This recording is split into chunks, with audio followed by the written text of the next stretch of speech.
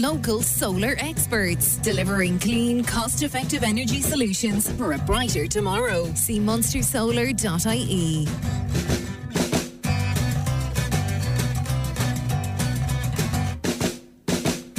Hello, good evening and welcome to another edition of Extra Time. My name is Ronan Quirk. We're here until 8:30 this evening, an extended Extra Time. Yeah, we're here till 8:30 this evening. There's an awful lot to cover, as you can imagine, with events over the weekend, both good and bad. We'll deal with it all in the course of the next 90 minutes or so. Our text number, if you want to get involved in tonight's show, is 083 311 3311. That also works for WhatsApp messages, 083 311 3311. We're also on Blue Sky. Our Blue Sky handle is extra time at bsky.social. You can also think about getting involved in the Tip FM Sports Star of the Month nominations. We're looking for nominations for the month of May. So if you've seen something that you think is worthy of a nomination, send an email to sportstar@tipfm.com. That's sportstar@tipfm.com. That's in association with the Talbot Hotel in Clonmel and Quirk Trophy Limited in Clare.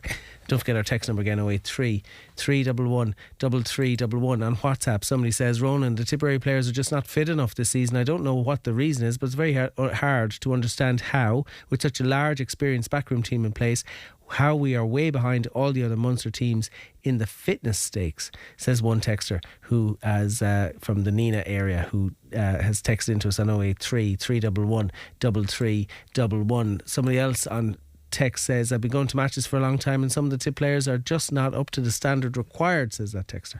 083 311 3311. We are obviously going to spend a lot of time tonight talking about Tip Clare, talking about our defence of Liam McCarthy, which is now over and in ruins really, and we have exited the championship without being able to exit Munster.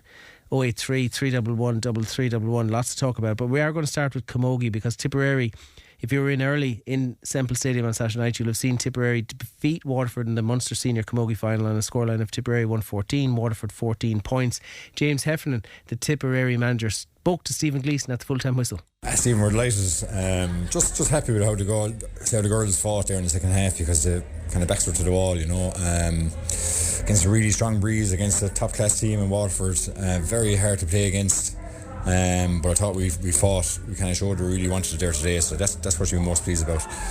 And it was, such a tight game. The wind was a factor, tactics were a factor. You have to think of all those things and take everything into account. Yeah, and in fairness to Waterford, they never really got or kind of let us into our kind of flow, you know what I mean? But that's kind of what you expect. They kind of seem to have good few bodies around the midfield, and it is hard for us, to kind of get our runners and get our shots off and stuff like that. But yeah, I thought we worked the ball kind of well in the second half against the breeze. We had to, because you couldn't be lumping the ball down against the breeze. But our backs were resolute and they're excellent. And when you talk about the backs, you had Karine Blair there, then she went midfield, then up to the forwards. She was everywhere. Yeah, sure, Karine is an unreal athlete. She's playing wing back, and then we moved her up midfield towards the end, and I think she got a point after that as well. She was excellent, but probably none more so than all the players on the field. Thought we got a great impact from our subs as well. We kind of started the empty the bench with about 20-25 minutes to go, you know what I mean, which was really important. And there's a good squad there. There's girls there that didn't come on that would be disappointed, and kind of rightly so, you know what I mean. But you can only use 20, which is the probably disappointing thing, you'd love to kind of use more, because girls were out on their feet. There was a big kind of step up, I thought, in kind of physicality and pace and everything today. It was a real kind of championship game, even more so than the Cork and Limerick games before this. And when you're looking at that, you talk about your panel. You're going to need all your panel, because it's a new look type of championship, and you're going to use them all. Yeah, definitely. And we've been lucky enough insofar as we kind of only one player missing today. Isabel O'Donnell is out for the year. But come championship, you're going to be playing 3 games in the space of 3 weeks, kind of 4 weekends. So you're definitely going to be delving into your panel there. Unfortunately, you're going to pick up knocks, and girls mightn't recover in time from one match to the next. So that's why you have a panel of 33, 34, you know what I mean, and we're going to use it. Yeah. So was this kind of key for you at the start of the year to win this? Well, look, you're literally, I know it's a cliche, right? You are actually taking it game by game, and then towards the end of the league, then it was getting hairy, kind of with results. So we kind of had to win our last game against Waterford to avoid relegation. There was kind of a threat of that, and that was a big win for us. and then that brought us into the Munster Championship. And you know, it was ideal preparation. A big thing for us was if we got beaten against Cork the first day, we had I think 7 weeks of a gap until the first round of the All-Ireland Championship, so it's important to keep winning. So it's been ideal preparation really. Like, we've had 3 good games in the space of 4 weeks, so it's been great preparation. Like, you can't beat championship games for preparation, you know, for it's as good as any training. And bring it on now, like you go into the All-Ireland series, you know, trophy, you know, winning dressing room, nice mentality. You're in a nice place to meet the big guns that have won it the last few years. Yeah, no, we're in a good place, but like it's going to step up again, and we're going to have to step it up. Like, you know, I think Waterford will improve. There are probably less chances behind them there today. They'll be disappointed with, and Cork and Galway then have been on a different level for the last couple of years. You know what I mean? So there's still a lot of work to do to get up to those teams. Yeah. Sorry, that's James Heffernan speaking to Stephen Gleeson, our camogie manager, speaking to Stephen Gleeson after that Munster Championship win. Texts are flying in about the hurling. We will come to the hurling in just a few moments, but I just want to have a quick word with Geraldine Canaan before we do. Ger, how are you? Good, Ron, and you? Excellent. Superb win for the ladies, 114 to 14 points. When I eventually got into Thurles on Saturday evening, I saw the end of the game, but what struck me was the joy that the girls took from it. They were absolutely thrilled with their second title in 4 years. Yeah, definitely, and you know, there was great scenes, celebrations afterwards and in the dressing rooms, and I suppose it's so hard to win anything, I suppose, at any level, and you know, that group have been together a long time now, and you know, I suppose they've had a lot of heartbreak in All-Ireland semi-finals, and you know, I think this is just a real confidence booster to win a trophy, and I suppose to do it the hard way. You know, they have to beat Cork, they have to beat Limerick, they have to beat Waterford, 3 top sides in Munster, and to have a trophy now, and I think it's a really tight-knit group. You know, there seems to be a great bond amongst them all, and the management team, and it's great to have a trophy now to show for, and I think it gives them great confidence going into the All-Ireland series. So rightly so, they were delighted with it, and I suppose Waterford probably had the upper hand, and there was kind of a good rivalry with them for the last couple of years. Waterford had some key wins against them, so to beat Waterford, you know, it definitely was a sweet victory for them. I was going to break that point here. It's a bit of a monkey off their back, because Waterford, if you look at, I don't have the stats in front of me, but Waterford have probably won the more defining games in recent years over Tip, the ones that really mattered. So this was one that really mattered, and Tip got over the line, 114 to 14 points. Yeah, exactly, and I suppose Tip have been knocking at the door at All-Ireland semi-final stage for a long time and haven't been able to get to a final, and then I suppose Waterford came, or was it 3 years ago, got to a semi-final and won it and got to a final, so they were kind of, you know, I suppose edging ahead of Tip, maybe in the top 3 and 4 kind of standings, and I suppose that's not what you want. You know, we want to sort of, you know, get ahead of Galway and get ahead of Cork. We don't want to be overtaken by Waterford as we're looking to those sides. So, you know, that's why I think it was important to get this victory. And look, you feel sorry for Waterford. They lost the league final now this year, and they didn't get to play the Munster final last year, and then they lost the All-Ireland a couple of years ago as well. So they've fallen short in finals. But you know, I suppose that's a psychological thing for Tip as well. They know they can win finals.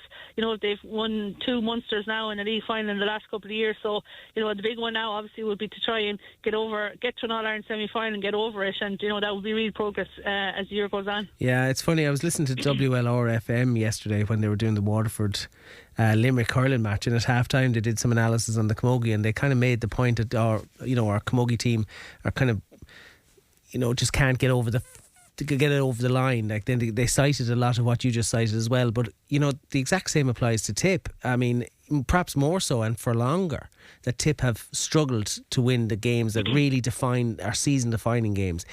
You know, when this season is done and dusted, yeah, the Munster title is great, we've won it 2 years ago, but it has to be a stepping stone to something else. Yeah, certainly, and I think at the start of the year the girls would take, you know, getting over that All-Ireland semi-final hurdle ahead of maybe a Munster title or a National League title, because that's what's, you know, the goal every year obviously is to win an All-Ireland, but I suppose you can't win an All-Ireland if you don't get past the All-Ireland semi-final stage, and I don't know, I think have they lost 7 or 8 All-Ireland semi-finals, some of that group, so that obviously has to be the goal this year, and that will be, you know, looking ahead now, like I think Liam McCarthy, you know, said it in her speech, you know, this is maybe just a stepping stone, they're going to drive on from here. And I suppose, The championship, as James mentioned in the interview there, is different structure. They've tiered the 4 semi-finals last year are all into one group. Look, you have the safety net of being in a quarter-final, but you don't want to go into a quarter-final on the back of 3 defeats. No. So if you top that group, the top 2 teams go into a semi-final and the bottom 2 go into quarter-finals against the top 2, I suppose the tier 2 group. So look, it's a big championship ahead, 3 big games against Waterford, Cork and Galway, and but it's exciting. It's where you want to be. I mean, it was a tight game, and I think what I was happy about was that they won it without playing overly well. I still think there's a lot more in that group, and while that might be disappointing, I still think it's positive and exciting to know that there's a lot more in that team, and yet I thought they never really looked like losing at the weekend. No, I think that's fair, because the goal in the 41st minute obviously proved decisive, but they did have to ship a bit of pressure from the Waterford girls as that second half wore on, but I think they stood up fairly well to it. Yeah, I think it was 3 points in it. I think on 60 minutes, and there was 3 or 4 minutes injury time, and Waterford started going for goals. Maybe in hindsight a bit early, but Tip certainly stood up to that pressure. Laura then put off a few saves. Defensively, they were very good. I thought Eamon McGrath tracked back and worked very hard, as did Grace O'Brien all day, back helping out the backs. And the backs were very solid as well. So look, I thought they dealt with that pressure, and it's all about game management as well. And I thought James Heffernan and the management team very good to make changes as well, not afraid to make changes, and got players in, freshened up the thing as well, and that all made a difference as well. Yeah, I mean, he also made a very valid point about the 3 really good championship games that the girls have had in 4 weekends and what that does at this point in the season. I think he makes a valid point in that regard, as a using this as yes, it's great, there was a cup handed out, the girls enjoyed it, but the stepping stone of taking those 3 championship games, high intensity, far better than you'll get at training, and taking that on into championship. Yeah, and that's why I suppose the Cork game was so important, because if we lost the Cork game, like you said, with 7 weeks with no game, you kind of felt if you bet Cork you were going to beat Limerick, so you knew you had at least another 2-3 games. So that's why the Cork game, the first round, was massive, and to win that was brilliant.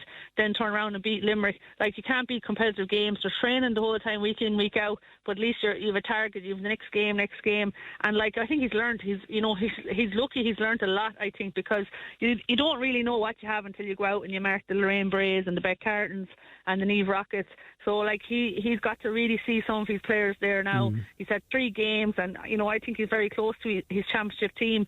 A couple of weeks out from championship, there's a couple of spots maybe, or probably girls going up and down in the substitute list, going higher up the rankings there, but he's very close to, I'd say, his championship team, and that's because he's had 3 good Munster Championship games, and that's what you need. And it's all fighting for places now. There's girls putting up their hands, there's girls came on as subs, did very well, and there's definitely great competition in places, and he's going to need a panel. He's going to have to manage it right for the championship, and you don't want to peak too early either, but you want to get results in those 3 games as well, and be in top form for the knockout games.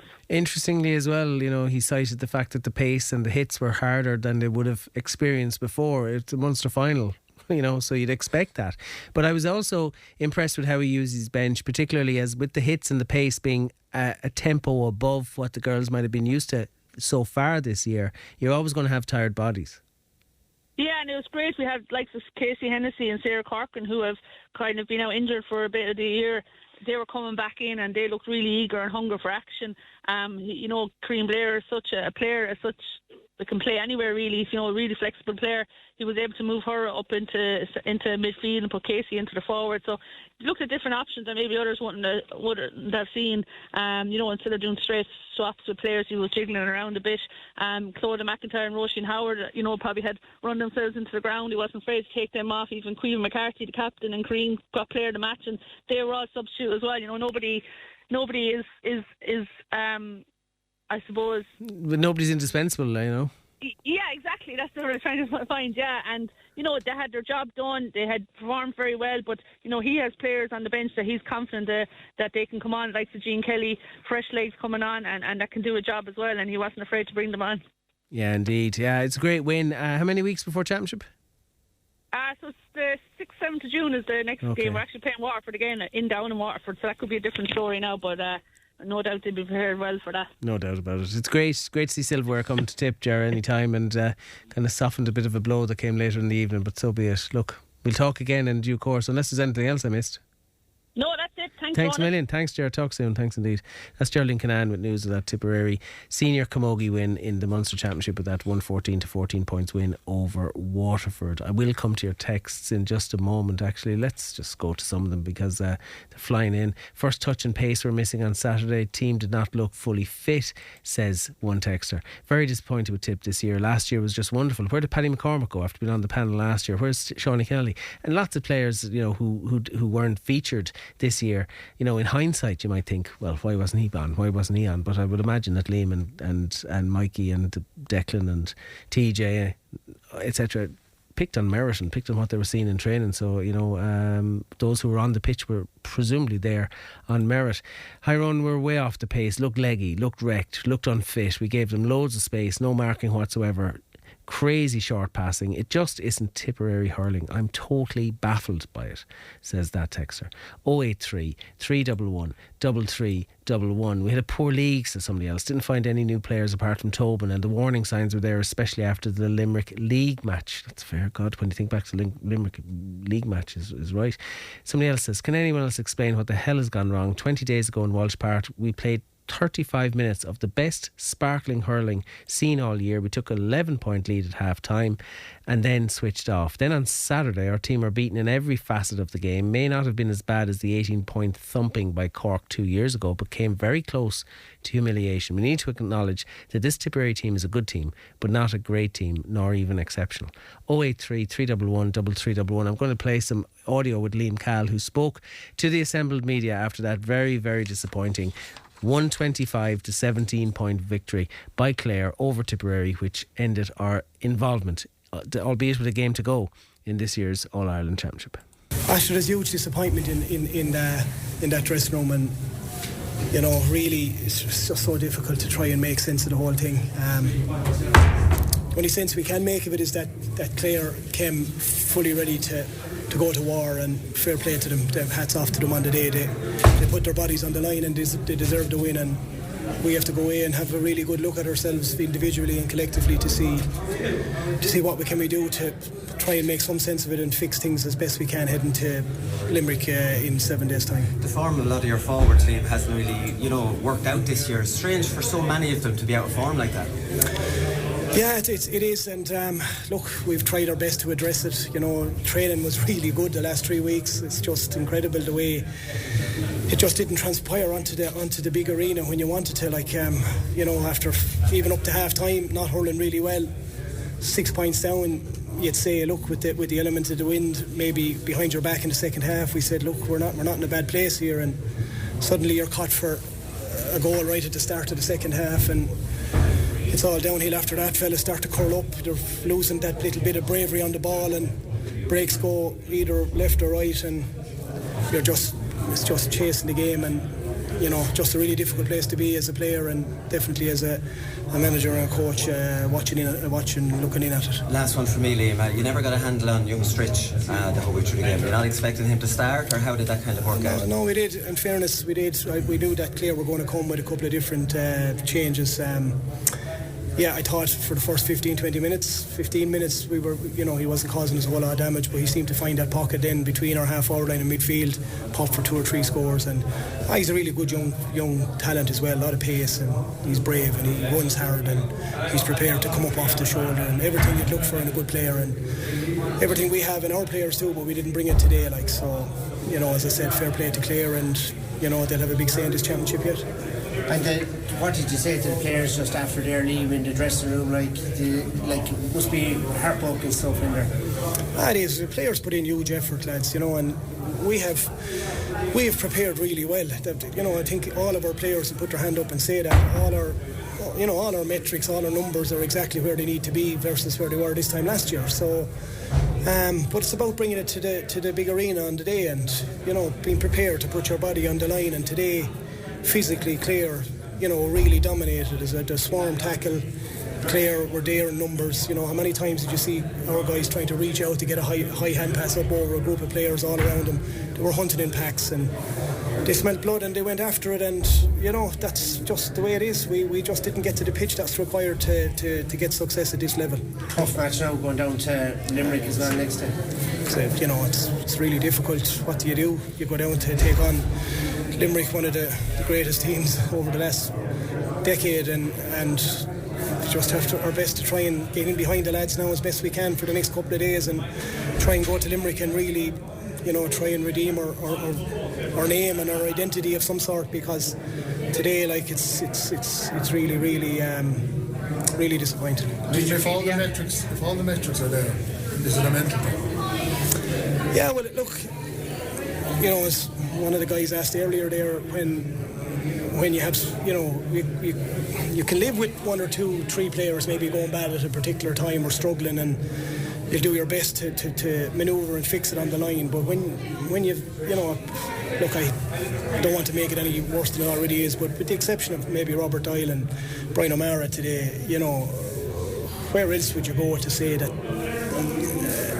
the rest of the players could say that they were up to a level that they'd be happy with themselves? And you know, you can only bring in 5 subs, and like, to be fair, I'm not you know, keeping all the blame here at the players' feet either. I'm genuinely not, but I know that I can speak freely enough because they know me well enough to say that they know when 7 or 8 players or 9 players go away at the one time, numbers on the scoreboard happen like what happened outside. And we've unfortunately, this particular group have a history of doing this, and we know that, and we try to address it, and we go about it really well on the hurling field, on the training field, and hope that we bring it to the match day. But when we start hurling in fear with not being able to pull that ball out and putting our hand out looking for it and making sure that we're giving options to the men in the ball, when we don't do that, we're a really moderate team, like. So it's just a real Jekyll and Hyde performance, like, versus this time last year. So look, what can we do? Only try our best to go after it and fix it, and hopefully come with something better over the next 7 days. You felt 3 weeks training went well? Oh yeah, it went just on the day. Just went really well. Yeah, it did. Like, and sure, you know, the way we started, the first 15-20 minutes of that match, you know, that's what we were about. And okay, the last 10 minutes heading into half time, then we got 2 points back just before half time. Bit of oxygen going down into the tunnel at half time, players in good form inside, you know. The goal at the start of the second half then just seemed to spook us in a way that shouldn't. Like, there's All-Ireland medal winners there on the field of play, like, and some multiple All-Ireland medal winners, and it's just strange. But look, that's my job. I take responsibility for it. I'm the manager of this team. I'll do my best to get in behind the players and support them. And look, we've been here before, but it is a difficult place now. Yeah. Liam, you affected us last year of Jake and Sam and Andrew in the half-forward line, creating space for puck-outs. Teams have kind of taken that away, and when you're forced to go along, you're really struggling. We are, yeah, and we've worked really hard on trying to work the ball out from the back as well to try and counteract that when we get subdued up front. And you know that we were brave at certain times today. Now there was marginal occasions where we were very close to being turned over, but I love to see our players doing that and taking the chance, because if we're, as you correctly said, Shane, if you're labouring across the half-forward line, you're trying to work that ball to the middle of the field to get in deep and take away that line of the field if possible. But you know, but that's credit to good defenders too, and good fit defenders. You know, the forward movement now is all about double and treble runs and trying to create space, and that's fairly energy and oxygen sapping. And just Clare seemed to be everywhere today. Went man for man. We knew they would. That's what they do defensively. They go man for man. We felt that we would have the legs in open spaces at Thurles to expose that, but our running wasn't hard enough today, and our desire to create that separation between the back and the forward, you know, and to be able to transition that ball quick enough inside to give our forwards the chance to get on, and just got less and less as the game went on. And just in terms of Sam, has his college has that hampered his ability to train? That he's not necessarily, you know. I'm not sure why Sam's singled out. Like, no, I know. Really, I know medical side of things. It can be. Yeah, I know. Look, Sam is a really high achiever. he's a great young man. He's a lot going on in his life, but he's training really well, and in fairness to him, like, he was probably unlucky not to start today. Like, he had a really good game in Welsh Park for 40 minutes. I just felt today, maybe if the game was in the melting pot and we were bringing on a player of the ability of Sam O'Farrell, especially legs wise, that he'd give us something. But unfortunately, when we put our hand on him, the game was really in a difficult period at that time. Liam, Geraldine has spoken in the past about kind of the disease of success, that sometimes it's hard following up on a good year with another successful year. Do you think when you reflect back maybe on this campaign, you kind of take any of that into account, maybe the success of last year kind of feeding into this year? Not really. Like, when we came back early November, we were back and training hard. Like, we did pick up a little bit of a few knocks along the way. Our league campaign, we've been criticised in the past for going too hard after the league. I think the league really shows now that you have to be going hard after the league to bring that form into championship. And like Clare, albeit they were in Division 1B, they've been really good on the back of going hard at the league. And Cork and Limerick in the league final, they're in pole position now to get out the gap in Munster. So our league, I suppose, was checkered, and you're playing catch up then, to be fair. But when the league then and something like this happens, they say that you go too hard for the league. But look, that's the joys of it, guys. High performance sport. As I said, they're only human down there. Them fellas, they do their utmost every day. They put their lives on hold. I'm really proud of them. They've been brilliant players for me, and will continue to be. And look, we'll get in behind them again and support them. And we've had a great, a goodish week in Tip. Winning the minor last night was really good. Fair play to James Woodlock and his troops, and just narrowly defeated in the under-20 as well. So some nice players coming through, but as we know, it'll take time for all these to step up into an environment like that that was out there today. And as I said, look, it's usually disappointing.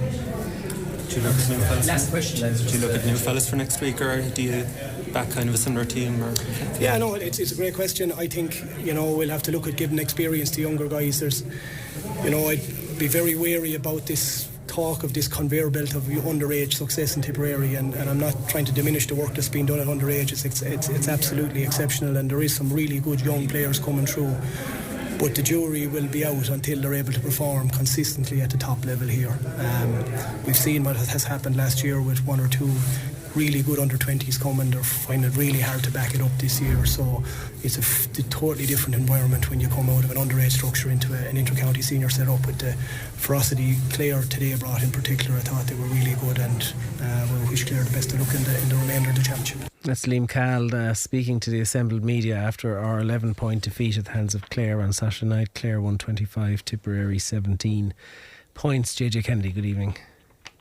Hi, Ronan. JJ, it's hard to know where to start, but I'm going to actually start with the Cork game, if you don't mind, because afterwards, what was the margin of victory there for Cork? I think it was about 4 points. Was it 4 or 5 points? Yeah, I think yeah, and you described it on this show as a 4-point hammering, which I think when you look back and reflect on that, you reflect on the giving up of the lead against Waterford. Maybe we were too glass half full operators here. I'm probably the most guilty, because I was looking at the Clare defensive frailties and taking heart from what our forwards could do against that Clare defence. I was hugely optimistic at half time, I won't lie to you. I thought that wind was worth more than 5 or 6 points to us, and I was the most optimistic of the Tipperary supporters around me. They kind of looked at me with their eyebrows raised at some of my assertions at half time. But if you look at the 3 matches so far, should we be surprised by what happened in Semple Stadium on Saturday night? Yeah, I would still express an element of surprise at the extent of it. Not the loss, and I think we can all live with a defeat, because on a given day, Clare have a very good team. They've won an All-Ireland 2 years ago. They know how to get it done. So any day you go out against them, it's going to be a battle, and it's going to be tough to win. So losing wasn't the issue. It was the extent of it, and the fact that we just didn't turn up on the day at all. I didn't share your optimism at half-time here. I thought the writing was on the wall at half-time. I thought we were very fortunate to be just 6 points down at half time after they had hit 9 wides in that half, and we really could have been much further behind, and there was ample evidence in the first half that we were just off the pace completely. Our forward line just wasn't winning a ball. There was no ball sticking when it went up there, and it was coming back down on the backs as quickly as it was going up.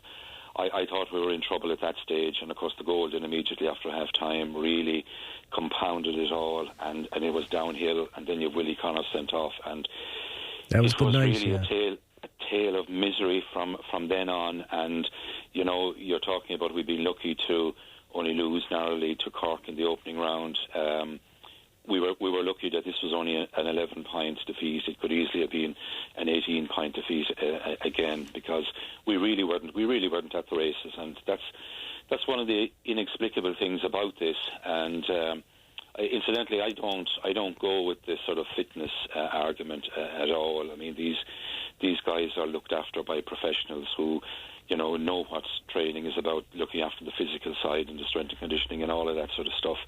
And they did it with him last year and had him bouncing off the ground. So I think you're more into headspace here than anything physical in that context. So it is difficult to get your head around the sort of trends, the pattern that has emerged in recent years with this team, that they can have these brilliant days and a brilliant year last year, and let's not take anything from them.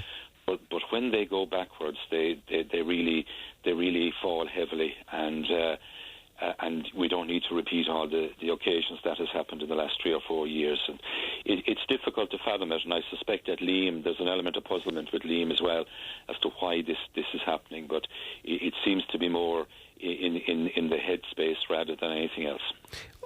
One thing struck me from his interview there, it was just one, maybe it was an aside rather than something that he placed huge emphasis on, but he said at the start of one answer, he said, our running wasn't hard enough today. And my reaction to that was, why? You had 3 weeks off. You say there's professional people looking after him to try and, wind him down, build him up, taper, whatever mechanism you want to get fellas ready for 7 o'clock Saturday night, Semple Stadium. You want to be leaping out of the door. You want to be on the pitch, hopping off the ground. If your running isn't hard enough, when you've that much jeopardy in a championship match, I think it's perfectly a reasonable question to ask, why? Yeah, it is, and it's not so easy to get the answer. That's the problem. To try and explain it, I think when you look at last year, I think so many different individual parts fell into place and just gelled and fitted in like jigsaw pieces, and we got on a roll and showed tremendous form. When you came around to this year, at both ends of the scale on this team, you had problems. I think the younger guys who stormed onto the scene last year, I'm talking, obviously about Darren McCarthy and about Sam O'Farrell and about Andrew Ormond, all the breakthrough guys who came through in their first season and were brilliant last year. They have found it difficult to follow that up, and that's not surprising. We talk about a second season syndrome. It does affect players that, to build on a year like that can be difficult.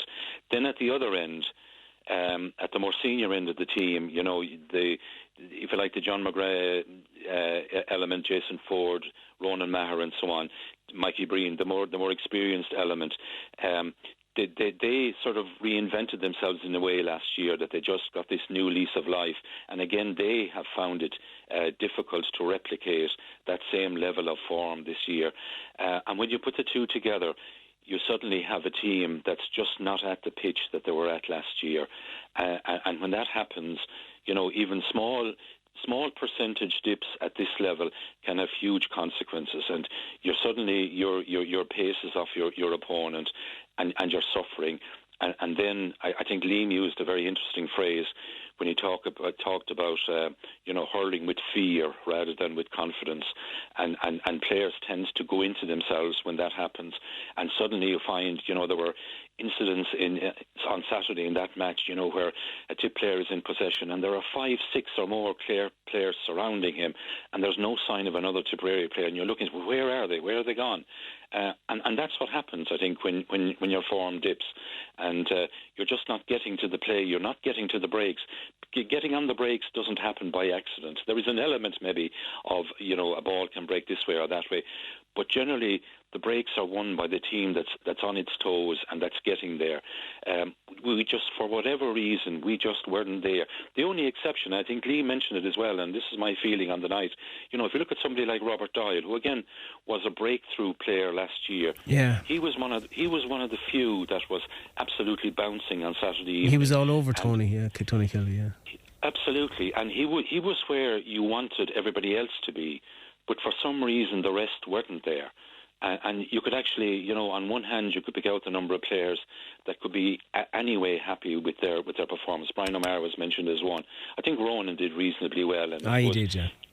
Jake got 4 points, but after that you were looking for them. But what I thought about Jake's 4 points, and Tom's with us and he can contribute as well, is that when players found themselves on the ball, it was like they were looking for Jake. He was the shooter, and the fear was epitomised in several forwards. The minute they got the ball, goes, crikey, I need to get rid of this and give it to Jake because he's our marksman. Like Jake, with his 4 points in play, isn't going to turn the tide when we were shipping water all over the place. And I think that epitomised for me a fear that they were hurling under, or a straitjacket that they were trying to hurl within, by not taking their own shots. I don't know, JJ, do you go along with that? Yeah, I mean, you just didn't, because so many players were below form and were being subdued, were second best to their markers. Then your options were limited. I mean, last year you had the options. You had John McGrath going very well. You had Jason going well. You had Andrew Ormond, the new guy coming in and amazing us with the performances he's putting in. You had Liam McCarthy on his toes and doing extremely well. None of that is happening at this stage. So you're really struggling to get shooters and to get anything away. I mean, we only had I think 5. We didn't have a single wide in the first half, which will tell you about our shooting rate. We only had 5 wides in the entire game. They had 17 wides. I mean, every metric that you look at, they just totally dominated us, and I think that's why it's hard to fathom why a team that could do what it did last year suddenly could slip back to this level of limpness. Really, they just weren't at races in this particular game. Tom McGrath, how are you? I'm sure in a state of shock, Ron, and JJ, be truthful about it. Yeah, you're not alone. That's the only thing I can say to you. You're amongst friends. So go on, give us your hot take on Saturday night and the reason why you're in shock. Well, I suppose like the shots, our shots at our scoring rate has dried up seriously this year. Our shots, taking on the shots, if people. Do we get overly tied up in stats like conversion ratios and all this type of stuff? Yeah, we had 22 shots the other night. We scored 17 of them. That looks great when you put a percentage to it, but when you just put the numbers to it, it doesn't look so hot at all, because you only had 22 shots and Clare had probably 40 shots.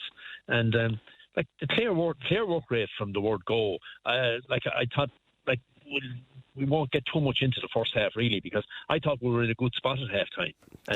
Ditto. Picking little bits and pieces from what other contributors have made there already. I thought our fear factor kind of kicked in straight after half time. We had possession, and what the backmen will say now, the sideline is your friend. There was nowhere to go in front of the newsstand gate, only put the ball in.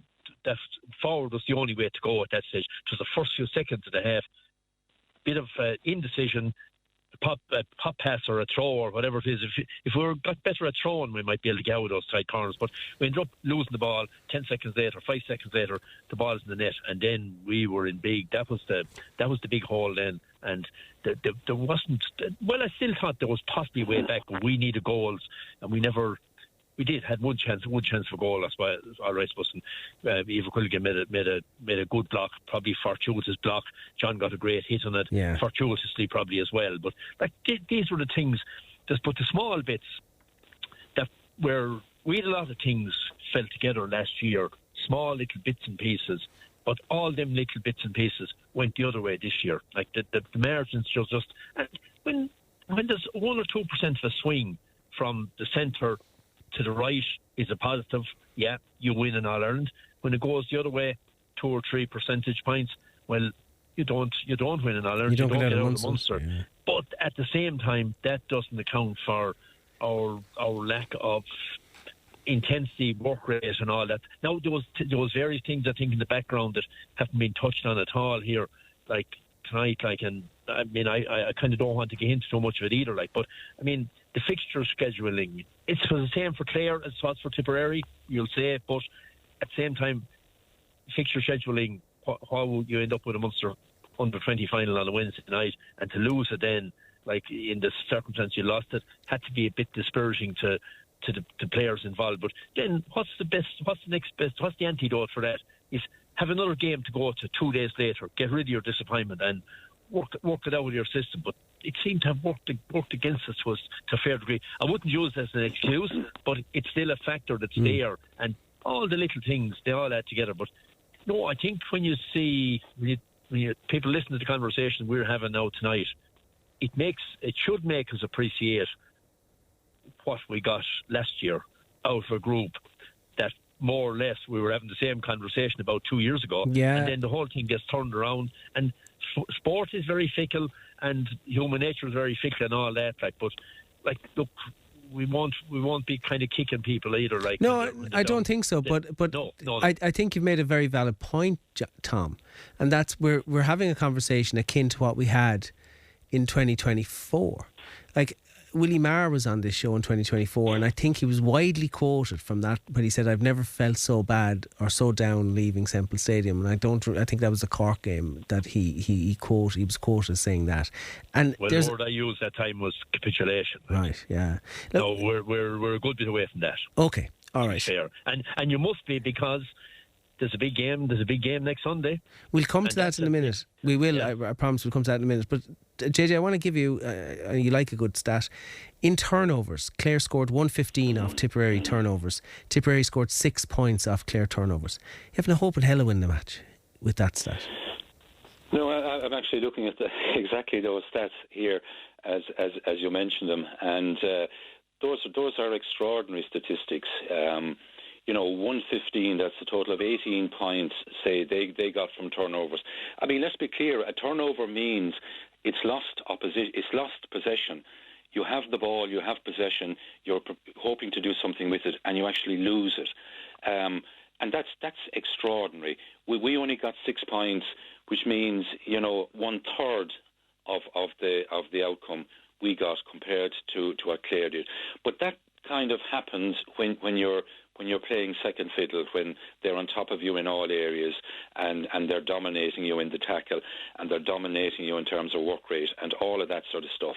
It goes back to the same thing again. If you're not up at their level, at their pitch, then that's what's going to happen. And that'll happen against Limerick even more if we're at the same level of performance next Sunday, which is the really scary thing, because this is a game maybe we don't really want, but yet it might be a game that we could use to flush the worst out of the system and maybe finish off on something with some bit of hope leading into the next season, to 2027. But it's worrying. It's really worrying. Tom, I worried that there would be a backlash from Clare as a result of the Limerick game. Yeah, but, we knew that. We knew that had happened. But okay. But Clare were heavily criticised amongst their own and nationally for the turnovers that they conceded to Limerick.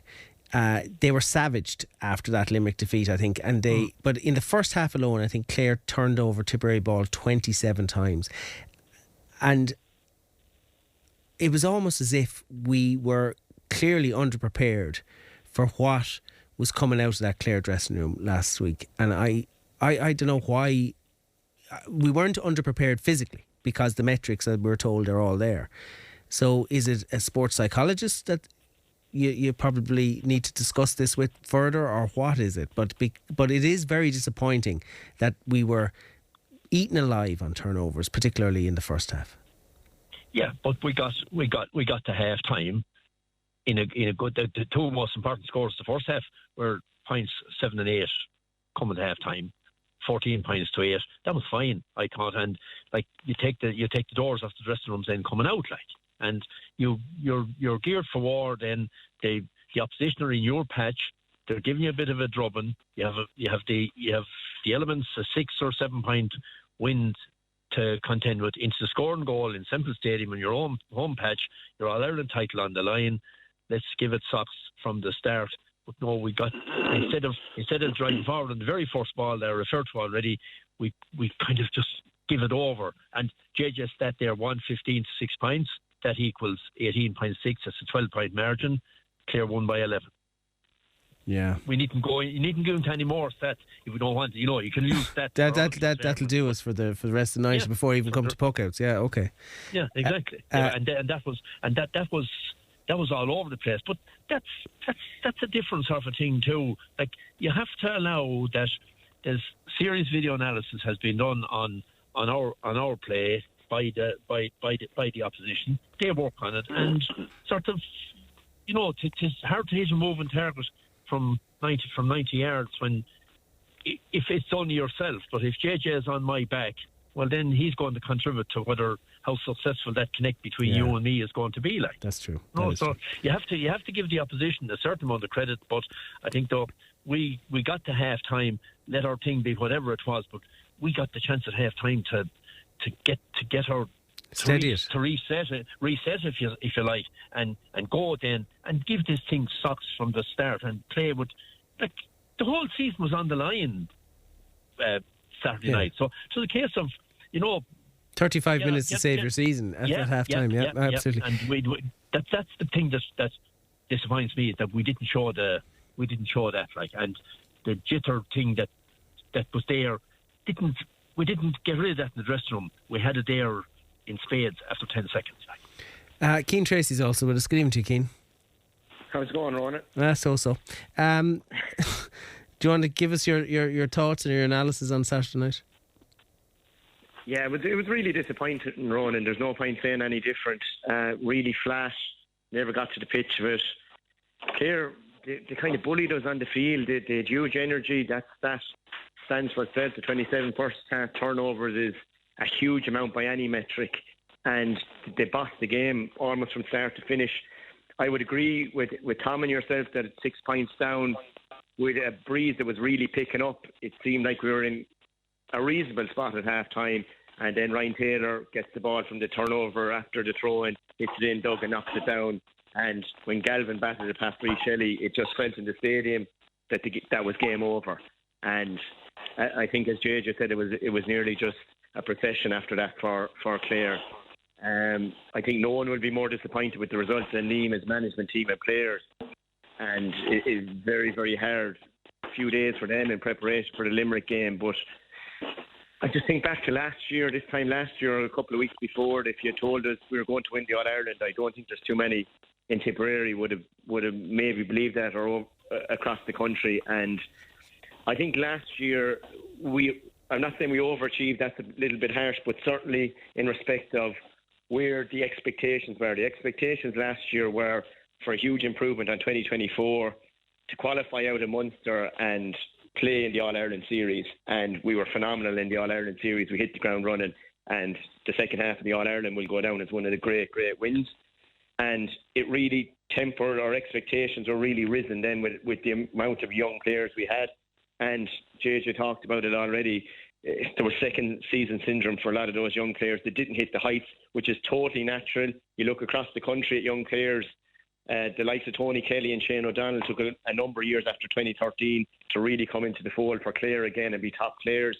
Austin Gleeson, it's been talked about for years, won the Hurler of the Year, Young Hurler in 2016, and never really hit the heights again. So I just think overall, to answer your initial question, really disappointing. It was flat, and it was indicative really of our performances all year. and the writing was on the wall. Probably from that second half against Waterford, where we were just so flat, having hurled so well for the first 35 minutes. JJ, I was trying to draw comparisons with last year throughout the course of this year, and I realise now how foolish I've been, because we opened our season last year with a commendable draw against Limerick, which actually, when the dust settled on our season, we perhaps should have placed more import on than we did at the time. Then we went to Páirc Uí Chaoimh, man sent off, but hurled very well in the second half and had something to take into our third game in Ennis. If you compare it to this year, we didn't have anything like the money in the bank going into the third game of the pivotal third game of the Munster Championship like we had last year. Would that be fair? Yeah, it would. And you remember, we came off a strong league campaign last year as well, getting to the final, albeit the final was a bit of a disaster. But, I mean, in all our league rounds, we had shown form. We had carried that into the championship. As you said, that draw against Limerick, and even John Kiley referenced that afterwards, that it was the first day that it sort of dawned on him that Tipperary have something here if they can find consistency. And we did find consistency, albeit the Cork game was a letdown, and went to Clare. Admittedly, a more troubled Clare last year, in the sense they were a bit like us this year. They had a lot of injuries and they had a lot of problems, and of course that big win up in Ennis was the one that turned their season. The thing that surprised me about Clare on Saturday, I just mentioned this, is that going into that match, I would have been very worried about Shane O'Donnell and Tony Kelly. I said, if these two guys get on their game, we'll definitely be in trouble. But actually, we coped very well with them. Shane O'Donnell didn't score, was eventually substituted. Brian O'Mara did very well in him for a lot of that game. Tony Kelly scored, I think, 1 point from play. That's right. And again, John Conlon was a much bigger influence on the game. Absolutely. And their younger players, Niall O'Farrell at centre-back, and, of course, Diarmuid Stritch and Sean Rinn. Sean Rinn 4 points, Diarmuid Stritch 6 points. And I said Niall O'Farrell, very impressive at centre-back as well. So it was their younger element that really, a bit like us last year, where our younger elements made such an impact on different games. And I think that's probably, we're obviously not talking about Clare this year. It's a Tipperary audience, but, from their perspective, I think that was the big encouraging thing for them. But there are similarities with Clare last year and Tipperary this year, where we're just finding it difficult to follow up on what had happened the previous season. Tom, I know you want to mention next Sunday 4:00. How does the team prepare for that, and what kind of team selection would you expect? I know it'd be very difficult, but just to finish off on the weekend there, I mean, where was Clare morale coming Saturday after the drubbing they got against Limerick? That was akin to some of the hidings we got in previous years. But Clare had and I'll bring this into it now. Clare had the wherewithal to bring themselves up, and they'd be talked at various stages about the bit of disunity in Clare setup and all that. But here's a chance for us now to use our hurt syndrome to really get a performance. Now, whether we get or not, I don't know. But if we want to stick to beat ourselves with, take where Clare were 10 days ago, and what they brought to Saturday night, intensity and just will to win, and that goes a long way, and directness and intensity and all that type of thing in the approach. And I think if we bring that, whatever 15 we pick, whether there will be changes, whether there'll be lots of changes, it's very hard to predict what the outcome will be. But I think Liam Cahill covered it very well. I must say Liam Cahill was terribly honest and frank. He always is, yeah. Open in his comments there now. Okay, there might be an element of, but there was, oftentimes lads get thrown under the bus, but I think there was Tom's gone from us, I think. Are you still there, Tom? Sorry. Okay. Cian, I'll come to you in relation to Tom's comments there. But I also want to ask you about the 3-week gap, because that should have worked better for us than it did, or did it work against us? How do you analyse that? Everything after the event, Ronan, when you're analysing these things, if it's 3 weeks and you win, you say it was brilliant, they got a block of training in, they really freshened up, they got recovery and all that, and when it doesn't go well, it's the opposite. I think we can read too much into everything. You have lads reading into every little tiny detail in these games when they go around. I spoke to a man leaving the match and he told me, I knew by looking at the warm-ups. And, it's so hard to delve into those things. The 3-week break, I think they will have been delighted after the Cork and Waterford games to get that block of work done. Liam spoke in his interview about being really happy with the training block, felt they were in a really good position, and then you go out in the field and you're just flat. And that's top-level sport. And I think you mentioned it at the start of the programme that if you're 2-3% off, even 1% off at this level, you'll be punished, and you'll be punished really heavily. And I just think that it's very, very hard. And I think the overriding emotion I have, or the overriding feeling I have, is that it's so hard to defend in All-Ireland. Clare found it, and that's why you'd have to take your hat off to Brian Cody's Kilkenny, John Kiley's Limerick, that they were able to come back year on year. Because the one thing lacking from Tipperary's play, and this is no reflection on anyone involved in the setup, but that real hunger. And the Tipperary performances last year were fueled by a massive hunger from a 2024 that we really struggled. And the bit was between the management, the backroom team, the players, where they had something to prove. And I always think, in fairness to Liam Cahill, his teams always come out when the big questions are asked. When his back is to the wall, he always comes out fighting. And people always talk about last year's All-Ireland and coming on the back of the year before and the drubbing in Thurles by Cork. But when I think of Liam Cahill, I always think back to 2018 when he was over the under-21. We were beaten by 13 points by Cork. An outstanding Cork team in the Munster final. They had Dara Fitzgibbon, Niall O'Leary, Tim O'Mahony, Coleman, these guys. And we went into All-Ireland as ranked no-hopers in Limerick. And Liam Cahill galvanised the performance for the ages that night. Conor Stapleton getting the winning goal with our backs to the wall where nobody gave us a chance. And it was very similar last year. And I think Liam and his players, for Sunday's going to be really difficult. Tom spoke about the fact that Clare's performance might be an inspiration. Clare had a huge amount to play for last Saturday evening. They were still well in the championship. This is a dead rubber game essentially for us. It's for our pride. I'm sure they'll try and give it everything, but it is very, very difficult circumstances. But I think in 2027, and you're now looking to that after next Sunday, that you're going to see it's a more backs to the wall effort by this Tipperary team. And as I said, Liam Cahill teams, when the big questions are asked, more often than not, they come out swinging. Yeah, I know, but we had a chance to swing and land a punch on Saturday night, and we don't have a chance to land a punch for the rest of the year. JJ, I'll come to you finally and get your final thoughts and Tom's final thoughts in a second as well. But this is a low point after the highs of last year, and maybe we should just shrug our shoulders and say that's elite sport, that's what happens. But I was thinking about 17 today when Joe Canning hits a wonder point in an All-Ireland semi-final to break our hearts. At least we felt we'd landed punches that day, and I walked away disappointed, but I wasn't as bereft, I think, as I was on Saturday night. And it's very hard when you don't get into Croke Park, having been in Croke Park on All-Ireland final day the previous year. And the players know that better than anyone. They'll have sacrificed a huge amount to try and get themselves ready for a tilt at retention. It's just, I don't know how we finish tonight with some degree of positivity, or where do we end tonight's conversation?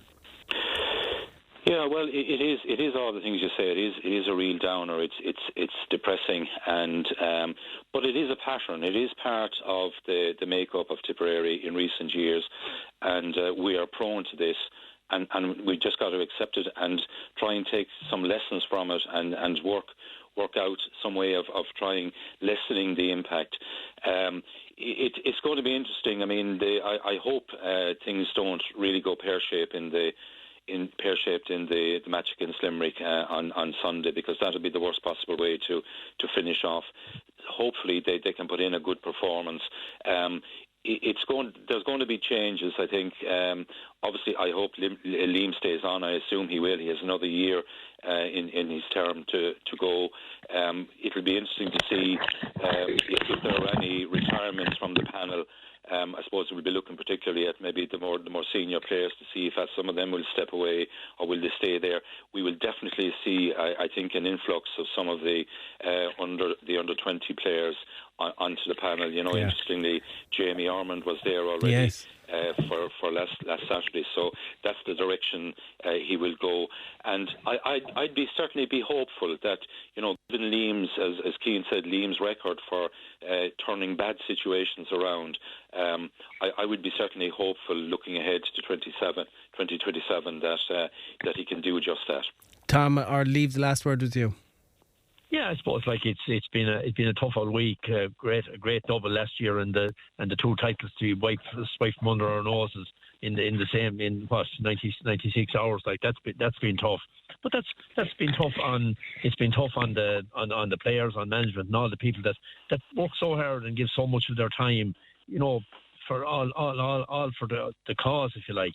And the most important thing is that if they get support on Sunday, and positive support as well, and that it appeals to the players at this stage too, that they'd respond in kind, and just show to the public out there that they are better than they showed the other night. There is more heart and more work in them, and that last year wasn't a fluke. Like, you won an All-Ireland and you won it on merit, and that no matter what happens or what happened so far this year or what's going to happen in the next week or 10 days, that can't be taken off the record. So be proud of what has already been achieved. And look, they say the darkest hour is always the hour before the dawn. Gentlemen, thank you all for your efforts. We'll do this again next Monday night as we rake over the Limerick match, but I appreciate your time and your extended time that you've given us, an extra time this evening. Cian, JJ and Tom, thanks indeed, gents. Thanks, Ron. That's Cian, JJ and Tom joining us there with their thoughts on... I missed the news at 8 o'clock, but we're going to stay on for another half hour. We're going to be here till 8:30 this evening, because we've got some under 20 hurling to talk about. We've got some minor hurling to talk about, and we will have that conversation in just a few moments. The Tip FM Sports Star of the Month with the Talbot Hotel Clonmel, multi-award winning wedding specialists with state-of-the-art leisure facilities and spa with food served daily. The Tip FM Sports Star of the Month. Get your nominations in now. Extra time on Tip FM, powered by Munster Solar, your local solar experts, delivering clean, cost-effective energy solutions for a brighter tomorrow. See munstersolar.ie. Yeah, you're welcome back. We're on extra time. Extra time tonight, because we're here till 8:30, because we've still a lot to talk about in sport in Tipperary. But obviously you can imagine hurling has dominated the first hour's discussion. Somebody texts on 083 311 3311. Perhaps there's a different level of prep needed when you want a team to be ready to repeat last year's performances. Maybe, reinventing it a little bit. I see your point. Somebody else says, I was at the game on Saturday evening. It proved to me what I thought along, that this Tipperary team aren't as good as we thought. It was the case last year of Cork not good, and therefore Tipperary just look good. I think that's really harsh. I really do. I think Tipperary were really good last year. I think I'm going to stop reading that, because I'll tell you why. Because if you look at it last year, we beat Clare, we beat Waterford, we beat Galway, we beat Kilkenny, we beat Cork, all en route to an All-Ireland. We beat the league champions, we beat the Munster champions, we beat the All-Ireland champions on our way to winning an All-Ireland last year. I don't think that had ever been done before, and I think to sort of look at last year's success through the prism of last Saturday night is deeply unfair and deeply discourteous, and does a disservice to the players who won an All-Ireland for us last year. And I think that is just a little bit harsh now, and it's revisionism at its worst, to be honest with you. Yeah, you can take your inferences of what happened last night or last Saturday night and perhaps discuss it on the merits of last Saturday night, but to revise the history of Tipperary hurling in 2025 through the prism of last Saturday night is deeply, deeply unfair. 083 311 3311. Tom said in his comments it was a difficult few hours, because we had a double last year at senior and under 20, and we're out of both championships in the space of a couple of hours. Ken Hogan is on the line, and he was doing some work for us on both minor and under 20. Ken, how are you? I'll come to senior if we've time, but a lot has been said already. But I want to talk about the under 20s on Wednesday night, because defeat is hard to take, but sometimes sport goes that way, and I think the function of the under 20 championship is to develop hurlers. And we've had great days in All-Ireland finals at under 20 level, but I think what we saw on Wednesday night was that, my God, we're developing some fine young men. Yeah, without a shadow of a doubt, a top-class game, absolutely marvellous game from start to finish to extra time. to the drama of penalties, whether you're with it or against it. I'm a conservative. I'm against it totally. But having said that, the drama of it all was something to behold, and an outstanding and a really brave display by our under-20 team. On Wednesday night. Yeah, it was. And we've ridden our luck a little bit in under-20 championships in the past. I agree with you in relation to penalties. And one texter says, there was enough time. Like, the Leinster under-20 final hasn't been played yet. And why did it go to penalties? I think it's important to point out that the format had been well established before a ball was ever thrown in the under-20 championships, that if a provincial final ended in a draw after extra time, it would go to penalties. That was always the format that had been agreed in advance of the ball being thrown in. Having said that, I'm like you. I don't think a provincial final should be settled that way. That's for another day. We had chances to win it in extra time. Cormac had a free that came off the post, but if we were looking at it objectively, the free we got to take it to extra time was probably a bit on the soft side. Yeah, without a shadow of a doubt. I'm not going to. I pay tribute to both teams. They're absolutely outstanding, but it was very frustrating to watch the game, with the officialdom, and I'm not going to go into a sort of lashing out at officials, but this took the biscuit altogether, in my opinion, and that was the reason that situation arose in the first place, because there was a number of mysterious decisions in the game, and then finally, to cut the chase, obviously we got a soft free to draw it. But having said that, we paid the price for that, because in extra time then we were actually caught for 5 personal fouls in the 10 minutes of extra time in the first half. And the Clare crowd, to ironic cheers from the Clare crowd every time the free was given against us. So the referee paid the price. The crowd got on his back, and then obviously the decisions went against us totally. So from that perspective, there were 2 top-class teams. It was a top-class Munster final. And unfortunately, we came out at the end. We had some huge displays, particularly from our half-back line of Adam Ryan, Ewan Murray, who cramped, unfortunately. Shane Cleary played himself to a standstill. And then, obviously, up front, we had the marvels of Jamie Ormond, 1-5 from play, a superb display. And Owen Dohan got a marvellous point. He came in. He's another one for the future as well. Obviously, Oisin came in at a late juncture. He ended up playing nearly a full game, as it turned out, because of the fact that it went to extra time. So, just an unfortunate state of events. It's very hard for both management teams to try and, quantify what was going to happen in the game, and also the fact that Oisin didn't start. I'm sure it was a big blow to himself personally, but having said that, I'm sure both management teams had collaborated about that and discussed it and chatted, and that was the decision that was made. Yeah, I take your point. I think some players grew into the championship. Charlie Ryan is one we mentioned last week who was brought into the championship. Yeah.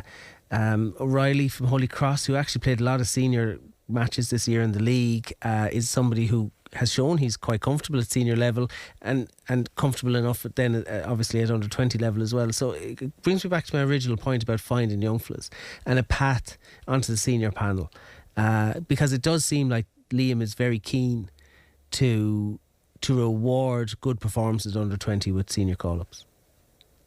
Yeah, and that his credit, immense credit, because he took gambles last year with young fellas. He played 19-year-olds. He brought Oisin into the fray last year. He brought a lot of young guys onto the team. He's a man that has won minor under 20 and under 21 All-Irelands himself, so he has huge faith in the youth. And I think that's going to be the way forward as well in our situation for 2027 probably. So I think a lot of these players, Brendan has developed a lot of players here in the last number of years. They're going to go forward. Woody has done marvellous work with the minors. So these guys are coming through. It's just a question of, I suppose, from our perspective, the physicality. You see the physicality of Limerick yesterday finishing up. They just wore Waterford down. Waterford were absolutely excellent. So, to get up to speed, to be able to win their own ball, primary possession, all that comes into play. So, there's a lot of players there that have featured on both teams last year that won the All-Ireland. This year's that lost the Munster under 20 final last weekend through penalties. And Clare and Tip have great history. Obviously, Tip have come out the right side of a lot of the results. Narrow results as well, I think it's fair to say. Yeah. So, but having said that, as familiar as they were with each other, the honesty and the endeavour, I think so. Most of all, the sportsmanship by both teams was a joy to behold. They hit hard, they went into the game, with passion, with drive, with determination, but there was no wrong stroke in the whole 90 minutes. No, that's fair. Absolutely fair. And that leads us on to Friday night, which gladdened the heart, I think, as well. A Munster minor victory. Unlike the under-20 championship, where the beaten finalists are out of the championship, there seems to be a kind of a backdoor element, I think, to the minor championship for reasons I can't fully understand, but anyway, be that as it may. I think Conal Morrissey will get a lot of the headlines for 2-4, and his contribution, I think, just reinforces what we hoped and expected that he might develop into, because he's on a pathway of development and he's certainly going in the right direction. Yeah, and this minor management team has scoured the county, our captain from Galtee Rovers, and Colin Ryan, the other cornerback, Conor Collins and Colin Ryan. Absolutely brilliant. Our backline were very good. Owen Connolly made a vital save, at a crucial time in the game. And the development of these players, is a joy to behold. The reinvention again. James has reinvented his third or fourth team now at this stage, but James Finn at centre back.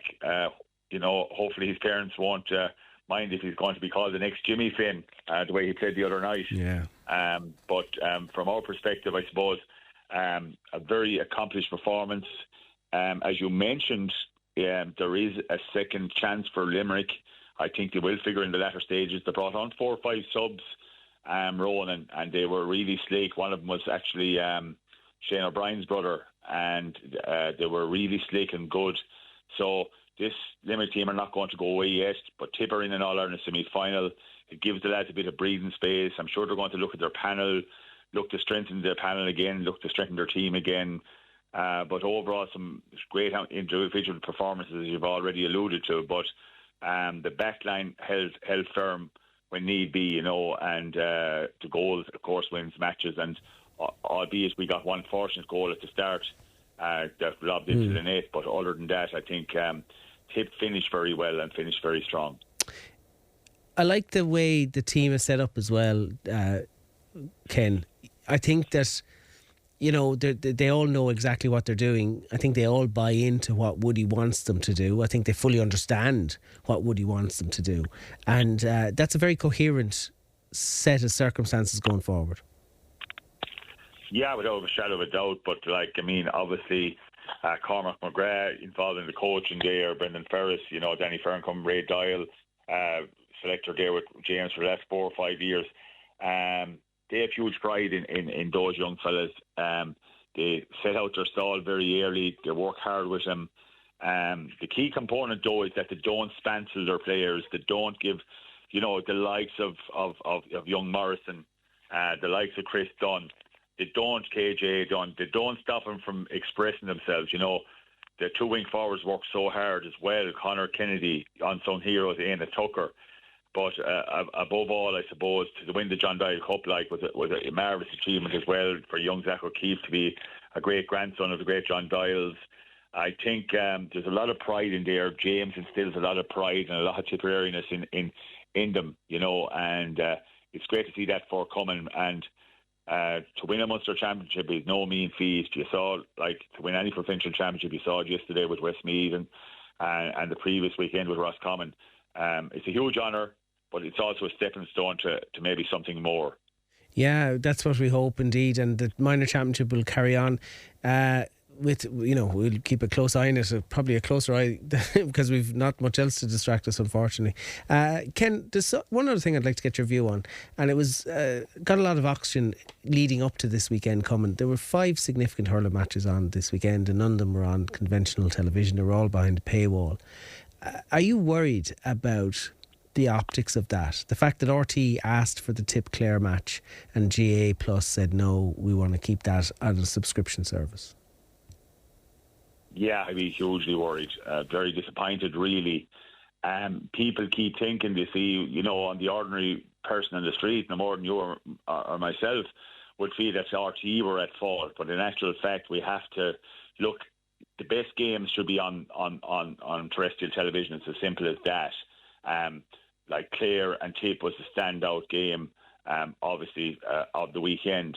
The same situation, you know, arises the previous weekend to that as well. So people are so disappointed like that we're not seeing games. I know from my neighbouring county here in Offaly, Ronan, who are having a whirlwind of a campaign. They played Kilkenny in a cracker in Tullamore the previous Saturday, and no TV whatsoever, no GA Plus even, and the same thing, a crunch match against Wexford on Saturday evening, not on GA Plus. So it wasn't even on any TV. So to add insult to injury, it wasn't even on a subscription service, I think is what you're saying. No, not even a subscription channel. And with all due respect, like, I mean, the best games should be available to the people, particularly, you know, our older generation, the people that have been involved in their clubs, you know, since they were knee high, that have developed their clubs, that developed the very players that are playing on the biggest stage, and maybe having the opportunity anymore to go to games or can't afford to go to games, or families that are caught with situations. So on a Saturday evening at 7 o'clock, you know, we had 33,000 there. Yeah. In fairness to Tipperary support, we had huge Tipperary support, but I think it's so disappointing that the GA chose not to show these games. There is some underlying problem there. I don't know why it is. It needs to be sorted. I'm sure Jared Burns and Tom Ryan, of course, is the financial guru in Croke Park, but I'm just wondering what their thinking is and why these games weren't available for the genuine person to see. Yeah, I can understand the concept in terms of the split season and how you've condensed the season, and there's so many games on, there isn't just enough TV time to show them all. But having said that, you just have to think of more senior people in our society, people who've volunteered in the GA for many, many years. We had Geraldine Ryan on here looking for stewards, you know, and the entire structure of our association is based on volunteerism, and then to stick stuff behind the play wall when fellas are paying club lotteries, they're doing everything they can, and it's the same people you're going back to for money time and time again. Ken, we could talk for a long time, but we're going to have to move on. It's 20 past 8 and I have nothing else done, so thanks for your time. Thanks indeed. Thanks indeed. As so many texts, I couldn't possibly read them out, but there's one I'd like to get to if I can find it again, because somebody says, I can't believe all the crap that's been said about some of the Tip senior players on social media. They have very short memories. People who text, last year one of the best years ever. Support when you're winning and support when you're losing, says that texter. Hi all in the Extra Time studio. As a Tipperary exile in Kilkenny, I'm sure you're all downbeat over our senior hurlers. It's the 2023 season was flat for Waterford and Galway matches. Quarter-final 2024 flat for every match except the Waterford match. 2025 All-Ireland win, big prize, first round robin match in Thurles over Waterford. So anyway, this person is basically trying to draw an umbilical between all those, but I'm not so sure that we can really draw that umbilical. Anyway, I'm going to move on because there's so much to cover, and we're still here tonight at 21 minutes past 8. Barry Ryan's on the line. How are you, Barry? How are you, Ronan? So much to talk about. We're going to start with the FAI Senior Cup, and I suppose at the start of any season, St Michael's will look at it as a reward for their exploits in the FAI Junior Cup, but it's not something that they have a realistic chance of winning. It might be something that earns them a bit of money. So to go out with it at this early stage won't exactly cause too much upset. No, it won't, but I think the manner in which they went about it was a bit head-scratching in terms of I expected to see much more change in the side, considering they've got a league decider on Wednesday. They decided to go quite strong with probably 8, maybe 9 of what will start at the week on Wednesday. And then subsequently got 2 players sent off who could possibly now miss the game on Wednesday. Which is bizarre, absolutely bizarre way to approach that game. The minute they got a yellow card, they should have been off the pitch. It surprised me. I thought it was an opportunity to just play a weakened side with total priority on Wednesday. Now, speaking of Wednesday, this is obviously what you're speaking about next Wednesday, which is just 48 hours away, is the league decider up in the Tower Grounds in Thurles against Peak Villa. Yeah. So, in relation to that, I understand Peak Villa are losing a player. I think Dale Loughnane is going to serve with the Defence Forces. Yeah, so Dale has left, so Dale has gone to Lebanon, and Mikey Wade is suspended, so they're down those two bodies, and there's a possibility now that Luke Ryan and Colin Bargary will serve a suspension for St. Michael's, which would be massive. The two losses for Peak Villa are massive as well, but they were, there was nothing Peak Villa could do about those. That is what it is. But St. Michael's are in a position maybe to get Luke and Colin off the pitch when they've got yellow cards at the weekend. So I'm sure that's one now that's probably, look, hindsight's a great thing. It's very easy to sit here on a Monday night and say I'd have taken them off when they're on a yellow, or I wouldn't have played them, but it's probably put them in a really awkward position for Wednesday now if those two guys are suspended. Yeah, so does that even itself out, the fact that there'll be suspensions perhaps on St. Michael's side, and then the players that Peak are missing that you've mentioned? Yeah, it evens itself out, but in terms of, St. Michael's didn't want to even it out, because we've known for a week or two now that those two are missing for Peak Villa, and Peak Villa have been the superior side in both games so far. They were very comfortable in Cook Park, bar a late rally from St. Michael's, and they beat St. Michael's with 10 men. What I'm fascinated on Wednesday night, and what I'm really looking forward to, is the tactical element. A year ago, when St. Michael's reclaimed their league title, they went up to Thurles in a game where where Peak Villa could win the league if they won at home. And St. Michael's arrived on and went 4-4-2, which they hadn't played all season. Went after the two centre backs, Peak Villa, acknowledging that they couldn't go after Dara Byrne and Dale in the full back positions, and played with two wide midfielders who track in transition, Dale and Dara. And St. Michael's won 4-0. It was an unbelievable performance, an unbelievable tactical performance. And then they went up a few weeks ago in the Tipperary Cup, and for 110 minutes, Jake French-Davis went at Dara Byrne on the outside, left winger against right back. You can line up all the wingers in the country to go at Dara Byrne on the outside, and you're not beating him ever, because he's a road runner. You're never ever doing him on the outside at any point. And everyone at the game was waiting to swap the wingers, to let Jimmy Carr go on that side, to come at him on the inside. And then Peak Villa went up to Dublin, and Dara Byrne had difficulties with a player coming inside him, which every single fullback does. So what I am fascinated by now on Wednesday is, does Jimmy Carr go over to that wing, and does Jake go over to the other wing? But I won't second guess Johnny Cremins in these big games down through the years. He's had a knack of coming up with something that works, so it'll be really, really interesting. It will be. Now, there was Shield semi-finals, and you have somewhat downplayed the importance of these competitions, but it will mean a Premier League semi-league final between Peak and Two Marlboroughs. Yeah, and look, I suppose the fact that there's a derby element to that, and Peak Villa and Two Marlboroughs playing each other in rock, paper, scissors would be a big game. So that will, in fairness, probably bring a big game into it, and Peak Villa could be looking to win all three trophies come the weekend. So that'll have its own significance as well. And look, for Two Marlboroughs, the only Premier Division trophy they've won in the last 30 years is the Tipperary Cup. So there'll be huge significance for them in winning a Premier Division Shield, and that, it would be more progress for them. So for them, it's certainly a big game. But I think for Peak Villa, if Peak Villa don't get the League One on Wednesday night, a Tipperary Cup, a Shield, nothing would paper over not winning the league. Yeah, the games are coming thick and fast for Saints, but Peak as well. They've that game Wednesday night, which is huge. They've obviously had the Shield semi-final this weekend, and then the Tipperary Cup's on Friday night. Yeah, look, but I suppose players, it's funny, it's a bit like, I've listened to a lot of the hurling talk tonight as well, and people talked about the Wednesday night, the Clare under 20s and Tip, but the difference was, when you win an under 20 Munster final on penalties, you're not tired coming into the weekend when you win, but you are tired when you lose. So for Peak Villa, if they win Wednesday, they'll bounce into the Shield final, and they'll bounce into the Tipperary Cup final. When you win these big games, you're not tired. Okay, I'll take your word for it, Barry, but I want to finish with one other thing. A good friend of ours, Mirish Walsh, texted me at the weekend. He said, you've got to mention St. Nicholas, who fulfilled every fixture. They lost all their games, fulfilled every fixture, including the last fixture of the season against Shoreside. Shoreside needed the 3 points and duly won. And you have to say, that is a club who understand the integrity of a league, that every game is important to somebody. It mightn't be important to you, but it's important to somebody else. Yeah, you know what? That's a brilliant point from Wirish, and fair play to him for flagging it. I wasn't aware of that. A real bugbear of people like myself and Wirish and people who really follow local football and stuff like that is this trend that's crept in recent years of giving walkovers.